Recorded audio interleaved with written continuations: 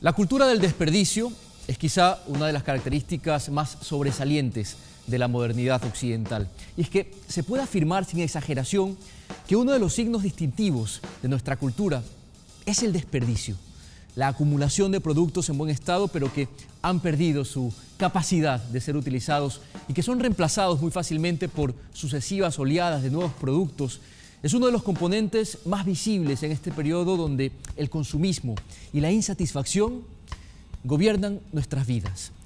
Sin embargo, cuando hablamos de comida, del desperdicio de comida, los efectos de esta cultura del descarte nos ubican ante una escena del crimen. Las cifras son escandalosas. Casi un tercio de la producción mundial de alimentos se va literalmente a la basura.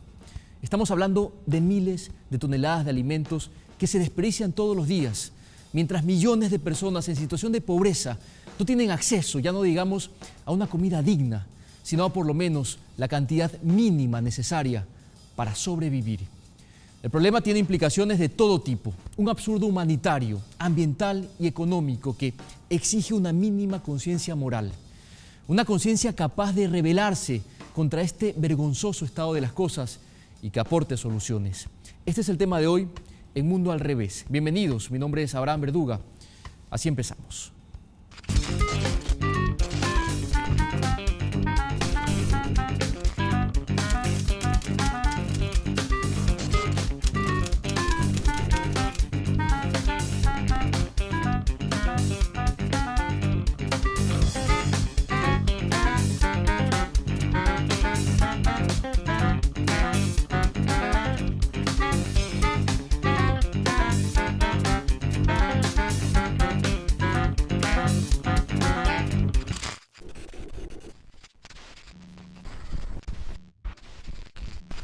Y bien, arrancamos este análisis con el representante de la Organización de las Naciones Unidas para la Alimentación y la Agricultura, John Praising, la voz de la FAO en nuestro país.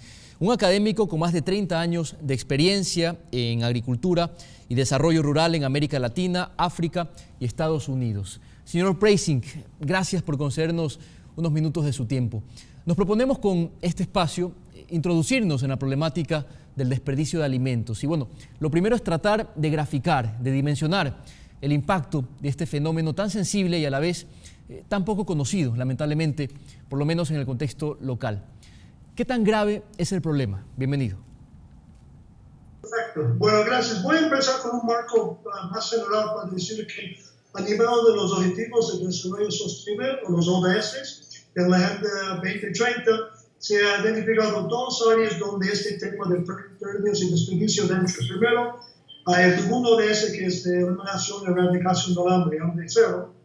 Y segundo, el 12, ODS 12, que tiene que ver con sistemas de producción y consumo sostenibles. Es decir, dos grandes líneas donde entramos la FAO y el mundo en el interés el tema de pérdidas y desperdicios de alimentos. Y primero vamos a ver qué son pérdidas y desperdicios de alimentos y cómo se produce. Primero, digamos, pérdidas están en toda la cadena, empezando con el productor, viendo el tema de post cosecha, luego el tema de transporte y almacenamiento. En ese primer área es donde clasificamos como pérdidas. Como desperdicios más bien es a nivel de la distribución en los supermercados, en los restaurantes y más importantemente en nuestras casas. Esas son las dos grandes áreas. Y si vamos sumando todo esto, estamos viendo muchas pérdidas que no son aceptables en un día como hoy día, que todo el día tenemos 800 millones de personas en el mundo padeciendo de hambre. No tenemos el lujo de estar desperdiciando esto. ¿Qué pasa? Estamos perdiendo primero los recursos humanos de los propios productores, los transportistas, los meseros, que todos ellos están trabajando para un producto que no está llegando a su uso final. Y segundo, la energía que estamos gastando es enorme. Y el uso de la tierra, el uso de agua, todo ese conjunto de acciones estamos viviendo frente a una necesidad de alimentar al mundo. Entonces, eso sería el primer unidad de la dimensión más conceptual, porque no preocupa. Y si vamos después a cifras, es aún más, digamos, llamativo. Usted me indica que son 800 millones de personas que sufren hambre en el mundo. ¿Y cuál es la cantidad de alimentos que termina desperdiciándose. ¿Hay lo suficiente como para abastecer o cubrir esta necesidad global? Sí, excelente pregunta. A nivel global se estima que lo que estamos perdiendo podría actualmente alimentar 2.000 millones de personas, o sea, mucho más que la gente que está padeciendo de hambre. Increíble. Y asimismo, a nivel de terreno, 28% de la tierra agrícola básicamente está perdido porque estamos cosechando que no lo que está alimentando. Eso se traduce también en otras cifras interesantes. Uno es que 1.400 millones de hectáreas están tampoco utilizadas, es el 28% de la tierra total. Y finalmente estamos produciendo 1.300 millones de toneladas que no lo estamos utilizando para la alimentación. Entonces, rotundamente es una pérdida si estamos pensando en la sostenibilidad de sistemas productivos, alimentación, energía, digamos, etc. ¿Y qué está haciendo el mundo, señor Preissing? ¿Cuáles son las políticas que se están implementando para contrarrestar el fenómeno del hambre? Bueno, buena pregunta. No debemos desesperarnos porque sí tenemos ejemplos de éxito y eso nos da un norte para lo que podemos hacer. Definitivamente podemos reducir esas pérdidas a través de varias políticas y programas. Primero, a nivel de la producción y de transporte se puede ser más eficiente. Cosechar a su tiempo y transportarle a su tiempo a donde tiene que llegar. Y segundo, si vamos pensando en la fruta y hortalizas, porque por si acaso la mitad de la pérdida se concentra en frutas y hortalizas. Y como la dieta mundial va cambiando, en un sentido por lo bueno, vamos consumiendo más frutas y hortalizas. Entonces, de hecho, debemos concentrarnos mucho en esas áreas.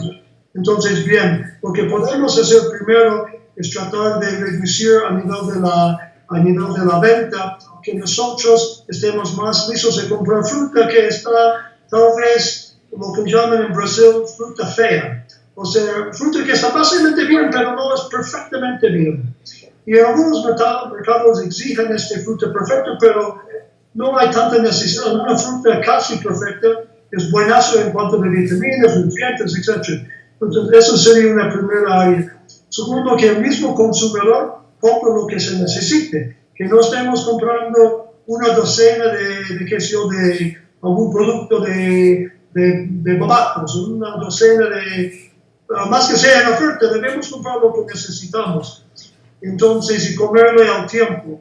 Y algunos productos se pueden hasta congelar y comerle después. Entonces, hay muchas respuestas que se pueden tener. Y me da mucho gusto que en los últimos meses, desde diciembre, hemos tenido algunos ejemplos de ese partenariado.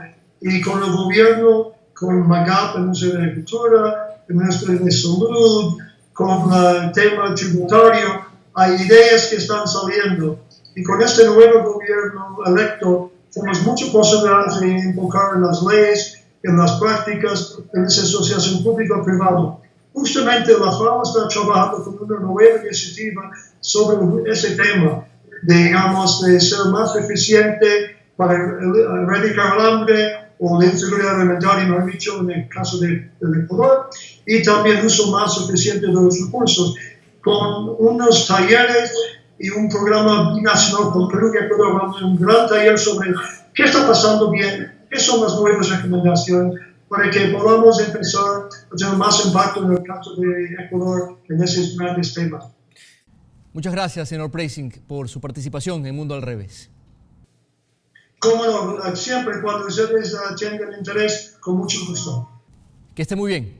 Hacemos una pausa, no se aparten de sus pantallas, regresamos con más análisis.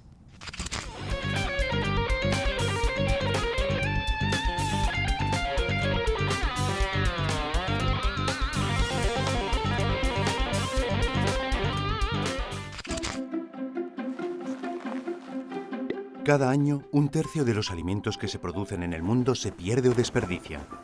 Esto no solo significa una pérdida económica, sino que todos los recursos naturales utilizados para el cultivo, la elaboración, el envasado, el transporte y la comercialización de los alimentos también se pierden. Imagínense. En el 28% de las tierras agrícolas del mundo se producen cultivos que se desperdician, lo que equivale a toda la superficie de China, Mongolia y la República de Kazajstán. Además, el agua que se desperdicia en esta producción equivale al caudal de los ríos Volga o Zambezi, una cantidad que podría satisfacer las necesidades de agua de todos los hogares del mundo.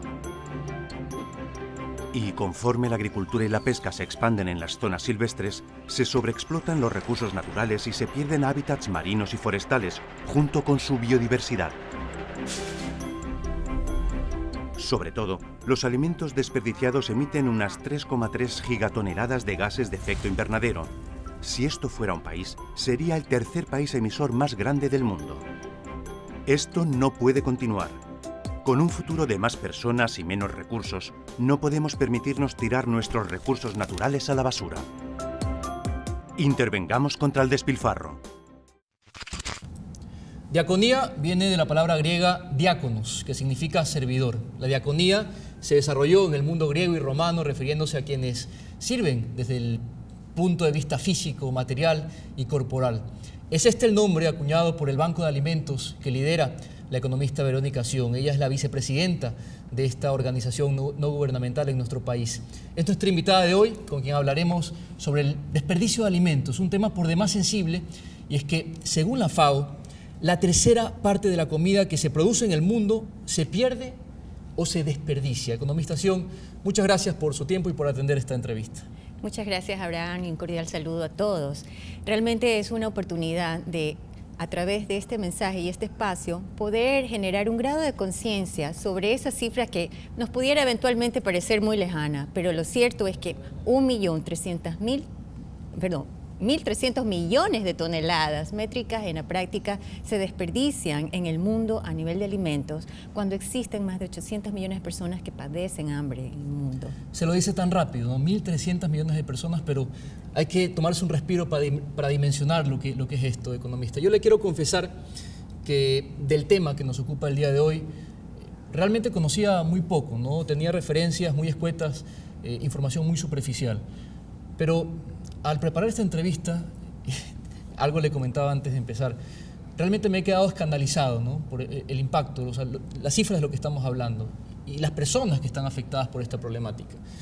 Debo decirle que siento vergüenza por no haber conocido este tema antes, por no haber dedicado más tiempo a indagar en este tema con más profundidad, porque me parece, sinceramente, que no es una opción hacerse el desentendido cuando tocamos problemáticas como esta, ¿no? Estamos hablando de una causa que debe interpelarnos a todos, ¿no? Por nuestra propia condición de seres humanos, economistas. ¿Cómo es posible que en el siglo XXI existan tanta generación de alimentos? Es el siglo de la abundancia, pero al mismo tiempo la distribución es tan inequitativa, economista.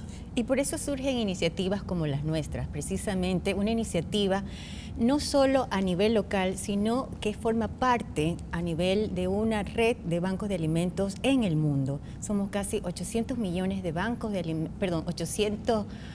bancos de alimentos en el mundo que buscan crear precisamente un puente entre esa abundancia y la carencia. ¿Qué hacemos en la práctica nosotros? Lograr rescatar todos aquellos productos alimenticios que han perdido por algún factor su valor comercial, pero que se encuentran aptos para el consumo, son óptimos para el consumo de las personas. Y esta mea culpa que todos en la práctica debemos hacer no es exclusivo de un actor en un estado X. Todos debemos de ir impulsando un proceso de establecer prácticas, medidas y acciones para crear un verdadero consumo responsable, que sea responsable no solo desde el orden social, sino a nivel ambiental. El producir cualquier bien en la práctica demanda integrar en esa cadena de valor una serie de suministros, de elementos que de una u otra manera van creando también un impacto en ese medio ambiente. No en vano el propio Papa nos dice, tenemos que cuidar esta casa común. Eso fue su primera encíclica. Exacto, y esa casa común nos pertenece a todos y por ende todos tenemos un grado de corresponsabilidad. Yo creo que hay que generar espacios no solo de debate, no solo estos espacios para ayudar a conocer estas misiones tan nobles y a la par ayudar a crear, insisto, estos grados de conciencia que deriven en básicamente una toma de conocimiento del impacto y de cómo esto termina afectando, si lo quieres ver desde el punto de vista económico, a ese nivel de productividad y competitividad que tienen los países.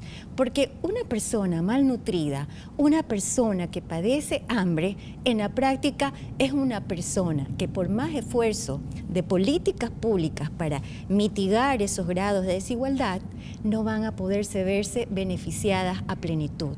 No las van a poder en la práctica aprovechar. Y ahí es donde consideramos hay que ir haciendo un afinamiento de marcos regulatorios, de normativas, de políticas públicas y de acciones concretas que nacen no solo desde el ámbito de lo público, también de la propia sociedad civil. Y esta es una de las acciones que tenemos desde Diaconía. ¿Es este un llamado a la filantropía o es acaso un deber moral económico? De hecho, es parte de los criterios que queremos cambiar. Esto es una actividad que la realizamos también con un fuerte apoyo desde el propio sector privado, del sector productivo y empresarial de Ecuador.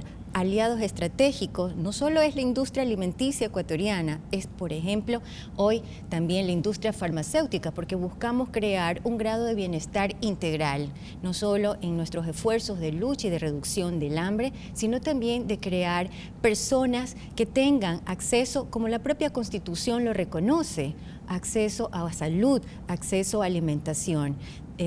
Creo que es un esfuerzo compartido.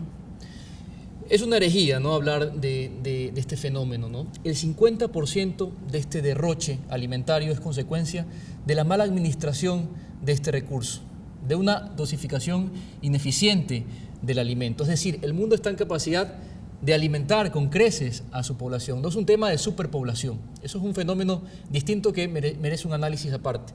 Es un tema de una ineficiencia a la hora de distribuir el alimento, economista. ¿Por qué ocurre esto? ¿Cuál es la causa? ¿Cómo se origina tanto despilfarro? ¿Cómo entenderlo? Bueno, y creo que no es solo un componente estrictamente vinculado con el tema de la distribución. De hecho, es un esfuerzo y es parte incluso del Objetivo de Desarrollo Sostenible, tener una producción también más acorde con un grado de sostenibilidad, donde existe un verdadero uso eficiente de todos los recursos. Recuerdo en algún momento revisábamos, por ejemplo, lo que implicaba producir un chocolate o en la parte de procesamiento de cacao, que se empleaba grandes cantidades de litros de agua, si no me falla la memoria, creo alrededor como de 1.400. Y cuando te falla ese producto por A o B factor, no es que solo estás generando una merma o un desperdicio de bien final, sino una práctica de todos los recursos que estuvieron vinculados en la cadena para elaborar ese bien. Agua y energía. Agua, energía, el impacto que tienes obviamente en medio ambiente, el tema de cultivos, la mala práctica que se genera, por ejemplo, en materia del agricultor, en fin. Yo creo, insisto, que es un esfuerzo integral y proyectarlo desde la cadena de valor que implica la producción de alimentos. Señalabas, los desperdicios en la práctica nacen también por yo diría, un consumo que no ha logrado todavía tener ese nivel de conciencia para evitar el desperdicio. Y es un tema de patrones de consumo o de cultura, porque en ocasiones, y remitámonos por ejemplo a los hogares, de hecho está también estadísticamente demostrado que el 15% de lo que se desperdicia proviene de los propios hogares. Y allí la madre está llamada a crear ese nivel de conciencia, a no seguir malcriando al hijo que por la ausencia de ella de pronto en el hogar decide que el plato de comida que no le agradó esa noche la deja a un lado y le prepara algo más. No es justo. Hay tanta necesidad en el mundo en materia de hambre. En nuestra propia ciudad, según datos de la FAO, de todos los millones de personas que padecen hambre en el mundo, en el caso de Ecuador, alrededor de 1.800.000 personas, no solo que sufren hambre y malnutrición, sino que en la ciudad de Guayaquil, por ejemplo, más de 300.000 personas se acuestan sin haber ingerido un plato de comida. Por tanto, el desafío es enorme. Tal es el desafío que a nivel ya de compromisos mundiales, en el seno de Naciones Unidas, el objetivo 2, precisamente objetivo 2 de desarrollo sostenible, está vinculado con el componente de reducción del hambre. Y hablando del tema de educación, que para mí es lo fundamental, ¿no?, porque subyace aquí un tema cultural, ¿no? Me gustaría preguntarle, economista, ¿cómo observa usted el rol del Estado en esta problemática? ¿Es una asignatura pendiente? ¿Se han establecido las políticas necesarias para empezar por generar conciencia sobre el impacto de este fenómeno? Gracias, Abraham. Yo creo que es una inquietud bastante justa y clave, diría yo. ¿Por qué? Porque no podemos desconocer que el sector público ha invertido ingentes cantidades de recursos en materia de inversión pública, no solo a nivel del campo de la educación, sino en materia de salud. Pero la mayoría de ellas ha estado vinculada a responder fundamentalmente ese combate en materia de nutrición o malnutrición o desnutrición. Y de hecho hay que reconocer resultados exitosos. Hemos logrado en todos estos años como país que el Ecuador pase de una tasa de un 16 punto y pico por ciento a reducirla a un 5.5%. Sin embargo, todavía en América Latina y en este país, como señalamos, existe el hambre. Existen personas, más de 31 millones de personas que siguen padeciendo de hambre en la región. El esfuerzo de educación tiene que venir ligado no solo a crear una infraestructura adecuada, no solo ligado a un aspecto de mejorar los pensum o invertir en materia de becas. Un niño malnutrido en sus primeros años de vida, y me refiero desde la etapa de los 0 hasta los 5 años, definitivamente no va a poder aprovechar ninguno de los programas sociales. Casos y testimonios los tenemos porque en términos prácticos y desde la localidad, nosotros en contacto directo con aquellos niños que padecen de hambre, tenemos testimonios como en una investigación que hicimos, por ejemplo, para conocer ese vínculo de una malnutrición, cómo incide esto en sus capacidades visomotoras o en su capacidad de desarrollos motrices. Nos dimos cuenta que en la práctica había un retraso de casi la mitad. O sea, si el niño tenía 8 años, increíble, esta persona o este joven o este niño en la práctica tenía un rendimiento escolar de 5 años o de 4 años. El primer paso para educarse es estar bien alimentado. Sí, y casos tan graves, por ejemplo, que la madre y la escuela, que no lo notaba, y hacia allá es donde estas políticas de educación también deberían dar las recomendaciones adecuadas, en vez de ayudarlo a tener y educarlo para tener una mejor nutrición, terminaban castigándolo por un mal rendimiento escolar. ¿Sabe cuál era el castigo en la práctica? No mandar el lunch al niño. Increíble. No mandar el lunch a un niño que a los 2 años había sido diagnosticado con desnutrición crónica y a los 8 seguía siendo castigado por no tener un rendimiento. Entonces hay que tener un conocimiento pleno y yo creo que aquí la educación no corresponde solo a nivel de familia, sino a nivel de los propios profesores y supervisores que atienden a los niños en el seno escolar. En este mundo al revés, donde hay personas que mueren por la ingesta excesiva de alimentos, por indigestión, y donde al mismo tiempo hay otras muchas que mueren por falta de alimentos, ¿no? Es preciso hablar de estos temas, economista, y nuevamente quiero agradecerle por su presencia. Vamos a hacer una pausa en este punto, será muy breve, no se aparten, regresamos más con Mundo al Revés. Botar una manzana es perder una cantidad de agua equivalente a 7 descargas de agua del retrete.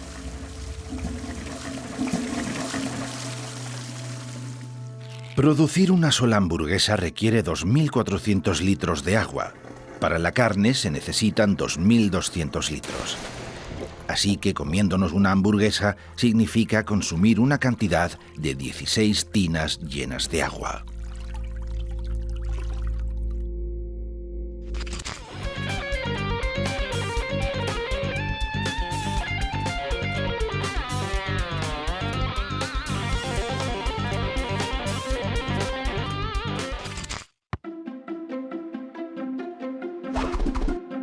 Cada año, el 30% de la producción mundial de alimentos se pierde después de la cosecha o se desperdicia en las tiendas, los hogares y los servicios de restauración a domicilio.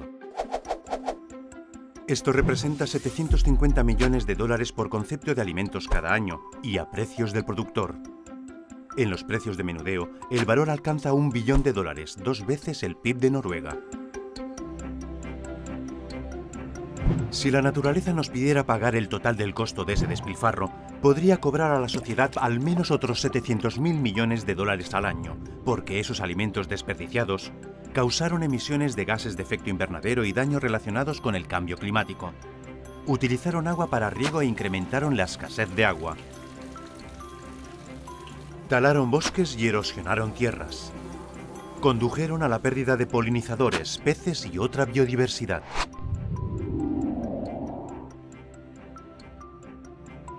Y aún hay más. Los costos sociales por otro billón de dólares son causados por alimentos que no aportan nutrición a la humanidad. Esto incluye el impacto de los plaguicidas en la salud humana, la pérdida de medios de subsistencia a medida que escasean los recursos naturales, los conflictos provocados por la presión sobre los recursos naturales y las subvenciones invertidas en producir alimentos que se despilfarran. Pero esos son únicamente los gastos que es posible computar. El despilfarro de alimentos tiene muchos otros costos que no se pueden cuantificar. Imaginen si cuantificáramos la pérdida de los humedales que purifican el agua, o de la biodiversidad de los pastizales, o el valor del pescado descartado, la escasez de insumos agrícolas esenciales como el fósforo, o el aumento de los precios de los alimentos por disminución del suministro.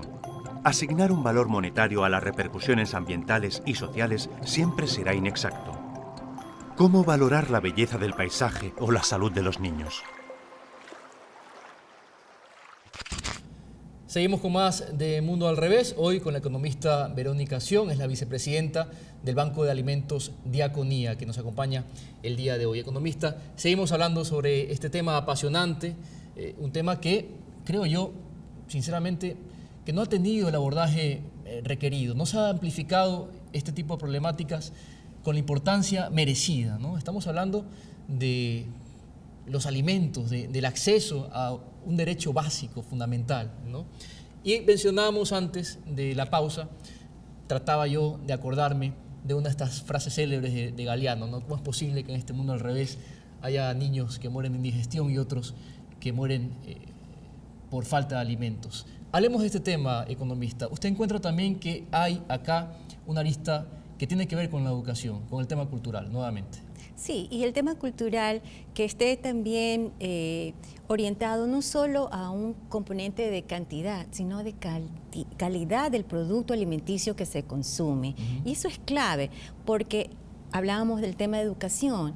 Debe haber un proceso de crear conciencia y capacitación a los profesores y a las propias madres para que prefieran de pronto consumir un huevo y no comprar un X producto ultraprocesado con altos contenidos calóricos de grasas, de azúcares, etcétera. Yo creo que ahí es donde hay que ir haciendo un esfuerzo de una campaña de educación y creo que son elementos que veo todavía ausentes. Desde lo público, sí, hay que reconocer, ha habido un gran esfuerzo en materia, por ejemplo, normativa, para ayudar a crear una cultura de un consumo mucho más responsable, que obviamente le ha implicado a la industria alimenticia un proceso de adaptación. Por ejemplo, recordemos que a nivel de los bares escolares se emitió el reglamento de bares que prohibía el consumo de determinados productos, pero eso no es suficiente, ¿no? Porque usted lo puede consumir, lo que no puede es abusar de ese artículo, ¿no? A nivel, por ejemplo, del etiquetado, que nos ayuda a tomar mayor conciencia sobre los componentes y los riesgos que implican estos componentes en la salud. Yo he visto una actividad muy positiva y el abordaje desde el propio sector privado, desde el propio sector industrial alimenticio, adaptándose a esta tendencia de consumo, no solo local, a nivel mundial, reformulando la producción de sus bienes de tal manera de poderlos armonizar con lo que hoy el consumidor requiere efectivamente y demanda, ¿no? Sin embargo, economista, queriendo ir más allá, ¿no? Yo identifico que dentro de esta gran problemática podemos identificar malos hábitos de consumo, una superproducción de alimentos, pero no también hay quizá una estrategia comercial de determinados sectores industriales que ven amenazas en sus ventas y se ven abocados a desperdiciar alimentos que podría inundar un mercado, que redunda eso además en una disminución de los precios? No sé si soy muy suspicaz. En realidad creo que más bien ha habido, desde el sector privado, industrial, más bien ha habido una apertura para acoger todos estos marcos regulatorios. No hay un sector productivo tan normado como el sector industrial alimenticio. Incluso aquí, a nivel nacional, no solo que tienen que cumplir con ese reglamento de etiquetado, no solo que tienen que observar ese reglamento de bares, hay también desde el ámbito, por ejemplo, de la Superintendencia de Control y Regulación de Poder del Mercado, manuales y prácticas específicas que inciden sobre ese aspecto de preocupación para usted, Abraham. Lo que quiero transmitir en la práctica es que es un sector regulado que más bien ha tenido la capacidad de adaptarse, ajustarse y de implementar incluso programas de responsabilidad social corporativa o de sostenibilidad que hoy por hoy asuman a este esfuerzo de combate al hambre. De hecho, uno de los aliados estratégicos naturales de todos los bancos de alimentos en Ecuador y en el mundo entero son las grandes cadenas de autoservicio, el propio sector industrial alimenticio. Son ellos los que nos han apoyado generando la entrega de productos que no necesariamente ya no se los puede consumir porque están próximos a su fecha de vencimiento o de expiración, no, sino porque a lo largo, por ejemplo, de todas estas prácticas de cumplir con estándares de calidad óptimos, no alcanzan este nivel en sus fases de pruebas, en vez de que termine eso en la basura y constituyéndose un desperdicio, generando más emisiones de gases, eso es aprovechado y se canaliza y se distribuyen a través de los bancos de alimentos. Creo que a nosotros nos gusta presentarnos siempre, aquí en el Ecuador y en el mundo entero, como una solución de carácter integral, que ayuda desde lo social, sí, pero también ayuda con un impacto positivo en materia de prácticas favorables en lo ambiental y naturalmente en el orden económico, porque en vez de que la industria o el empresariado tenga que incurrir en mayores costos trayendo de regreso o sacando de percha esos bienes, lo que hace es entregarlos al banco. Nosotros nos encargamos directamente de revisarlos, clasificarlos y obviamente distribuirlos en aquellas zonas urbanos marginales que padecen de hambre. Y ya vamos a hablar específicamente del rol de este banco de alimentos. En el tema medioambiental hay una cifra que a mí me dejó espantado, ¿no? La cantidad de dióxido de carbono que emite el alimento que se descompone a nivel mundial supera 2 veces lo que genera la contaminación del tráfico aéreo. O sea, es una cifra brutal, es un tema que es difícil asimilarlo. Usted hablaba, economista, de esta suerte de discriminación que sufren ciertos alimentos, ¿no? Por un tema a veces de formas o de tamaños, ¿no? O el empaque que no estuvo en eso, o se reglamentó de manera diferente. Este guineo o esta banana que tiene más puntitos de lo normal, o esta papa que tiene una forma extraña, o el tomate que tiene una forma caprichosa. Parece mentira, pero por esas cuestiones hay mucho alimento que se desecha por no cumplir los estándares de forma y de tamaño, más no de propiedades nutritivas, ¿no? Correcto. Y de hecho, los propios mercados, particularmente en países desarrollados, demandaban el cumplimiento para poder posicionar tu producto. Tenían que cumplir todos estos estándares y tener un producto perfecto. Gracias a Dios, hoy está cambiándose este tipo de conciencia. Y de hecho hay iniciativas como Ugly Vegetable, que son, digamos así, sí, que motivan el consumo de todos estos vegetales y de todas estas frutas, que aunque no tenga la forma perfecta o que el pedúnculo esté en su más óptima expresión, cuenta con todos los nutrientes necesarios para ser consumido. Y eso es lo clave. También hay diversas iniciativas hoy por hoy en el mundo que motivan a consumir y a consumir este tipo de productos y evitar así el desperdicio. Como lo acabas de señalar, es terrible. 1.300 millones de productos alimenticios que terminen siendo desperdiciados. Es tremendo cuando existen tantos cientos de millones de personas padeciendo hambre en el mundo, en el Ecuador y en nuestra ciudad. Anualmente se producen en el mundo 3.900 millones de toneladas de alimentos, de los cuales se desperdician 1.300 millones de toneladas. Lo suficiente para alimentar a los 300 millones de personas que sufren carencia alimentaria. No sé si usted disponga de esta cifra, aunque es muy difícil, a veces es delicado manejarse con cifras, pero en la realidad local, ¿Cuántas personas están en esta situación de carencia alimentaria, economista? Bueno, como señalaba hace un momento, aproximadamente, y según datos no nuestros, sino de la propia FAO, de Naciones Unidas, más o menos se han estimado en los últimos reportes alrededor de 1.800.000 personas padeciendo hambre y desnutrición. En el caso particular de esta ciudad, donde tenía la intervención Banco de Alimentos Diaconía, más o menos hablábamos de unas 300.000 personas. Yo creo que estas son cifras que también deben de generar un grado de llamado de atención para ayudar, ya no solo en el seno del debate, sino en el seno de los formuladores de políticas públicas, a integrar y armonizar todas estas políticas que nos permitan cumplir con lo que hoy son compromisos de orden mundial. Porque hablar de objetivos de desarrollo sostenibles a 2030 responde a la suscripción y signatura de los representantes al más alto nivel de todos los países pertenecientes a Naciones Unidas que se han comprometido a combatir y reducir y a tener hambre cero en el 2030, a generar también consumos responsables, producciones responsables con el mundo. ¿Cómo podríamos articular entonces una gran estrategia en esta alianza público-privada que se ha promocionado tanto? En este sentido, ¿cómo puede operar esa alianza, economista? Bueno, lo hemos partido hoy y gracias, Abraham, por este espacio que nos brinda. Si no se conoce lo que en la práctica estamos ejecutando, desarrollando, tal vez el proceso de formulación de la política va a estar algo divorciado o va a haber una brecha entre lo que conceptualmente y en materia de principios y compromisos se adquieren a lo que la práctica en la localidad demanda. Por eso es importante respetar los espacios de subsidiariedad de los diversos actores, porque como señalaba Abraham, el combate contra el hambre y la desnutrición corresponde a todos, no es un rol exclusivo desde el sector público o desde la asamblea o desde los parlamentos andinos y regionales o mundiales, es una acción que nos corresponde en los propios hogares, en el sector productivo, en el sector privado en general, en las escuelas que nos corresponde a todos y en la propia iglesia.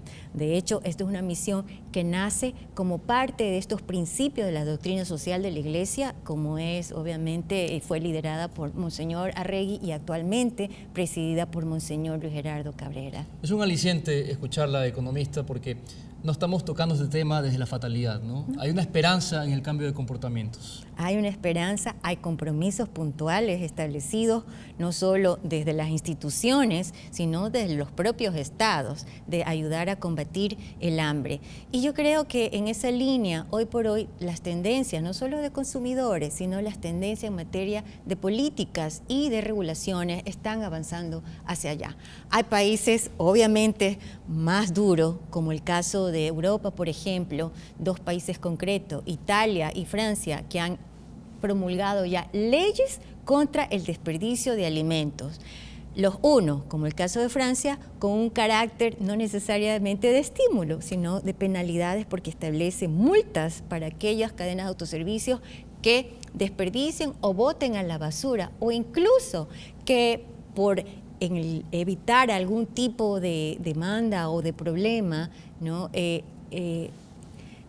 Contaminan, si cabe el término, el alimento, o le echan cal o le echan lejía, etcétera, para que no pueda ser óptimo para consumirse. Pero también hay estímulos del otro lado, porque del hay otro exenciones lado, tributarias también. En el caso, por ejemplo, de Italia, efectivamente, sí.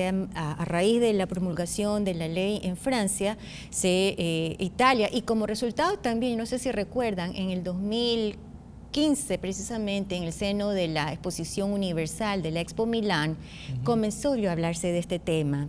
De hecho, el Vaticano tuvo un pabellón dedicado al tema de generar esta conciencia del hambre, y allí comenzaron los senadores a tratar y a debatir, y surgió precisamente esta ley que, en vez de penalizar, lo que hace es crear estímulos como reducir en el pago de tributos al IVA o de los impuestos al valor agregado a todas aquellas empresas que entreguen y donen estos alimentos. ¿Qué son los bancos de alimentos, economista? Y vamos ya a centrarnos en esta iniciativa en la que usted trabaja. Bueno, ¿cuál es la dinámica de un banco de alimentos? La dinámica fundamentalmente nace como respuesta al hambre y somos un puente en la práctica entre esta necesidad o esta carencia y la abundancia que tú muy bien señalabas. Somos entidades sin fines de lucro. Lo que hacemos es recuperar o rescatar todos aquellos productos que no cuentan con ese valor comercial, pero que tienen un valor social. ¿Qué hacemos? Básicamente recuperar, clasificar. Todos los bancos de alimentos deben de contar con la infraestructura adecuada. Nosotros tenemos, con la gracia de Dios, una bodega de productos secos. Tenemos obviamente cumpliendo estándares de calidad porque naturalmente al hablar de alimentos hay que cumplir estándares también, garantizar ese grado de confianza a la industria que a la par confía también en nosotros, ¿no? Para evitar o una reventa o de pronto para evitar un mal uso de ese producto que nos está donando. Los bancos de alimentos tienen una diversidad de programas. Algunos de ellos trabajan exclusivamente concentrado en proveer alimentos, pero otros han diversificado sus misiones. En el caso particular de Ecuador, en Diaconía, hoy por hoy, en alianza con el sector comercial, tenemos programas específicos que permiten a la comunidad acceder a mejores valores, la compra de productos comerciales, ya no necesariamente de productos de alimentos, de productos, por ejemplo, de hogar, o de productos de higiene, con el sector farmacéutico ecuatoriano. Para atender estas necesidades de salud, hemos creado el programa Banco de Medicina, con Grupo DIFARE concretamente, nace con ellos, pero hoy se está ampliando y se están sumando laboratorios locales que no necesariamente están entregando medicina próximas, 8 meses me refiero, a alcanzar fecha de expiración, sino que se han comprometido con ese gran corazón, con esa grande conciencia social, a elaborarlos directamente para atender esas necesidades o esas enfermedades más comunes que se presentan, en caso nuestro, a nivel de los que son los dispensarios de la Arquidiócesis de Guayaquil. Y hablemos de diaconía, y aquí tengo un obsequio que ha traído la economista. Para que nos recuerdes. Y lo vamos a recordar y no solo eso, amplificar además estas ideas. ¿Cómo se llega a involucrarse usted con esta iniciativa, ¿no? ¿Y cuáles son los resultados, ¿no? Las grandes conquistas que han podido cosechar hasta el momento? Tenemos pocos años de vida y de actividad en la práctica. Sin embargo, a lo largo de estos 6 años, Diaconía, con un trabajo compartido entre la iglesia, el sector privado, el sector académico, que es fundamental para nosotros, e incluso el propio sector público, ha logrado entregar, en el caso del año anterior, alcanzamos más o menos 250 toneladas métricas, estás hablando, si lo transformas a kilos, más de 253.000 kilos de alimentos a través de una red de 40 fundaciones debidamente registradas que cumplen obviamente los parámetros públicos del decreto 16, ¿no? Hemos logrado entregar alimentos a las personas más necesitadas o en zonas urbanos marginales, personas vulnerables. En el caso de Diaconía, estamos certificados y nos pertenecemos a la Global Food Banking Network, que es una red mundial de bancos de alimentos que aglutina en la actualidad cerca de 800 bancos, a través de los cuales hay también programas de cooperación para fortalecer todas estas iniciativas de apoyo y de lucha o de combate contra el hambre en nuestros países y en nuestras ciudades. A raíz del terremoto, sin descuidar lo que se denominó el terremoto silencioso, sin descuidar nuestros compromisos con las personas que atendemos, hablamos más o menos de unas 12.700 personas en la ciudad de Guayaquil. ¿Sí? Entregamos a raíz del terremoto 650 toneladas. Bueno, ahí fue un conjunto, alimentos, medicinas, vituallas en general, para atender esas necesidades. Y hoy por hoy, parte de nuestros desafíos se concentran en ir gestando estas iniciativas y consolidando aquellas que ya se han constituido como bancos de alimentos, por ejemplo, en Loja, en el Azuay, la que existe incluso a nivel de Quito. Lo ideal para nosotros es que, al igual que ocurre en los otros países del mundo y de la región, Ecuador goce de toda una red de bancos de alimentos que pueda coadyuvar en esa lucha y en ese combate que hoy ha asumido como compromiso, insisto, el más alto nivel de gobierno del ecuatoriano. ¿Cómo involucrarse con ¿Cómo Diaconía? involucrarse? Y lo invito, porque la gestión no se concentra exclusivamente en la recuperación. Nosotros hacemos una labor pro bono, es un voluntariado y es una manera de retribuir las bendiciones que Dios nos ha concedido para ayudar desde lo social. Siempre digo que no importa la trinchera desde uno combate, es importante más bien esa vocación de servicio, y de ahí nace nuestro nombre. Somos tan solo sencillos servidores de nuestros hermanos. Los invitamos a que se sumen a través de esto, y lo pueden hacer de diversas maneras: donando recursos, donando alimentos, donando productos. A las amas de casa, incluso cuando hacen limpiezas en sus closets y en sus hogares, no bote a la basura su vestimenta, entréguela. Nunca olvidaré la frase de una persona que decía: lo que para el rico ya no sirve y es un desecho, para nosotros es una gran alegría. Entonces tenemos una tiendita que recogemos todos estos productos, estos bienes que ya no, de pronto porque pasó la moda o ya no nos agradó, ya no lo queremos usar. No lo deseche, no contamine más el mundo. Entréguelos a través del banco. Contáctenos, nosotros estamos en las redes sociales, estamos geográficamente ubicados en la ciudad de Guayaquil, a nivel de la zona de La Prosperina, concretamente a una cuadra del Mercado de La Prosperina, en la manzana 1338, Solar 1 y 2. Nos pueden contactar también, como insisto, desde las redes sociales y ayudarnos, porque el esfuerzo de involucrarse de manera práctica a estos grandes compromisos mundiales los puedes abordar desde diversos campos, donándonos tiempo. Hoy estamos incluso avanzando en la constitución del Banco del Tiempo para integrar todos estos elementos: el Banco de Alimentos, el Banco de Medicina y el Banco del Tiempo. Hay muchos jóvenes que desean ayudar y no saben cómo. Nosotros somos un canal para ayudar a crear no solo esa conciencia, sino desde el ámbito de la subsidiariedad y de la práctica, ayudar a crear y atender las necesidades de nuestros hermanos más olvidados y de pronto de los más vulnerables del país. Es una oportunidad importante para movernos, ¿no? como seres humanos. Lo decía al principio, esta es una causa que nos debe mover a todos. A todos. Realmente a todos. No es una opción, es un tema de humanidad.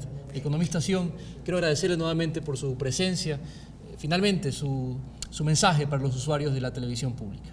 Bueno, saber que las necesidades y los retos están planteados, existen estas necesidades, hay que continuar un esfuerzo muy grande en materia de reducción del hambre, de mejorar esos niveles de nutrición, de crear una verdadera cultura de un consumo responsable, de un consumo nutritivo, de saber que alimentarse bien y adecuadamente y de manera saludable no necesariamente implica ni cantidad ni invertir grandes recursos. Todos lo podemos hacer y eso nos corresponde, como insisto, a todos. Todos tenemos un componente. E invitar en este espacio de construcción de política. Hoy estamos próximos en el país a tener un gobierno nuevo que asume en los próximos días. Esto debería ser parte de la agenda también a trabajar. Y desde el Banco de Alimentos Diaconía estamos prestos a poder colaborar y compartir esas experiencias. Los invitamos a todos en el país, en nuestras ciudades y en el mundo entero a tomar no solo conciencia, sino a moverse, a dejar el sedentarismo atrás y ayudar a crear, como insisto, un verdadero consumo responsable que cuide esa casa común que a todos nos pertenece. Muchísimas gracias. Ahí tenían Abraham. las palabras de la economista Verónica Sion, la vicepresidenta del Banco de Alimentos Diaconía, aquí honrándonos con su presencia en Mundo al Revés. Vamos de inmediato con las conclusiones.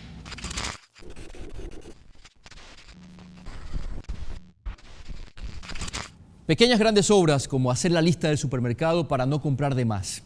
Tomarse un minuto para ordenar el refrigerador y poner adelante lo que vence primero.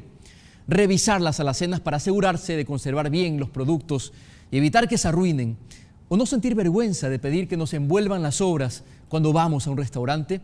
Son acciones que pueden marcar una gran diferencia. Como hemos visto, el desperdicio de alimentos no solo tiene aristas económicas, políticas y sociales. Se pierden tierras, agua, recursos, combustibles para el transporte y el impacto ambiental, alerta la FAO, se manifiesta en una huella de carbono de 3.300 toneladas de gases de efecto invernadero al año. Colocar esta problemática en la agenda pública es una obligación nuestra, una exigencia para los políticos que votamos. El desperdicio de alimentos es un crimen cotidiano, con millones de víctimas abatidas por el hambre. ¿Queremos ser cómplices? Hasta un próximo encuentro.